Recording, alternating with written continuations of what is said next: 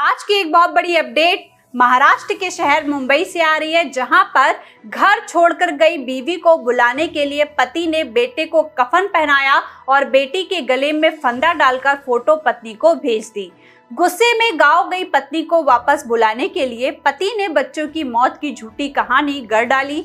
पत्नी को यकीन हो जाए इसके लिए बेटे को कफन पहनाया और बेटी के गले में फंदा तक डाल दिया। इसके बाद दोनों के फोटो लेकर पत्नी को भेज दिए और आरोपी दूसरी बार अपनी बेटी के गले में फंदा डालकर लटका रहा था कि तभी डरकर वह चिल्लाने लगी। उसके शोर मचाने के बाद उसकी आवाज सुनकर वहां पर स्थानीय पड़ोसी पहुंच गए और उन्होंने बच्चों को बचाया। पिता पर हत्या की कोशिश का केस दर्ज कर लिया गया है। पड़ोसियों मामले की जानकारी वहां पर स्थानीय थाने में दे दी है और सूचना मिलते ही इसके बाद पुलिस टीम मौके पर पहुंच गई और 33 साल के आरोपी सुचित गौड़ के खिलाफ हत्या की कोशिश का मामला दर्ज कर उसे गिरफ्तार कर लिया गया है और उससे अपने तरीके से पुलिस हत्या का कारण जानने की कोशिश कर रही है।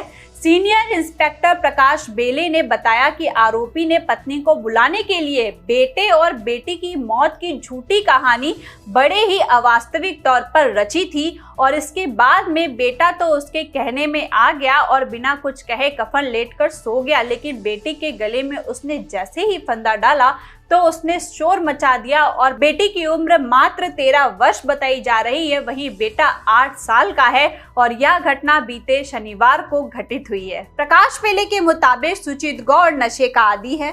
नशा करने के बाद वह पत्नी और बच्चों को अक्सर मारा पीटा करता है। 2 साल पहले पत्नी बच्चों को लेकर अपने गांव वापस चली गई थी। कुछ दिन पहले सुचित गांव गया और बेटे और बेटी को अपने साथ मुंबई ले आया। पड़ोसियों ने भी बताया कि आरोपी नशे में बच्चों के साथ काफी मार पिटाई करता था और उनके घर का माहौल काफी संघर्षशील था। घटना के वक्त वह बेटी के गले में फंदा डालकर उसके पैरों के नीचे से बाल्टी हटाने की कोशिश कर रहा था। इसी के बाद बेटी चिल्लाने लगी और आरोप है कि गले में फंदा डालकर सुचित पंखा भी चलाने की कोशिश कर रहा था। कोर्ट ने 3 दिन की कस्टडी में सुचित को भेज दिया है और पड़ोसियों के सूचना देने के बाद पुलिस जब मौके पर पहुंची तो सुचित भागने की फिराक में था। पुलिस ने उसे इमीडिएटली अरेस्ट कर लिया और वह तब भी नशे की हालत में था। उसे रविवार को हॉलीडे कोर्ट में पेश किया गया। अदालत ने उसे 3 दिन की कस्टडी में भेज दिया है। तो इसी तरीके की क्राइम रिलेटेड अपडेट जानने के लिए लगातार बने रहिए दीक्षा दीक्षित के साथ और देखते रहिए इंडिया व्यूज। लगातार हमारे चैनल को लाइक, शेयर एंड सब्सक्राइब करना बिल्कुल भी मत भूलिए। Thank you India.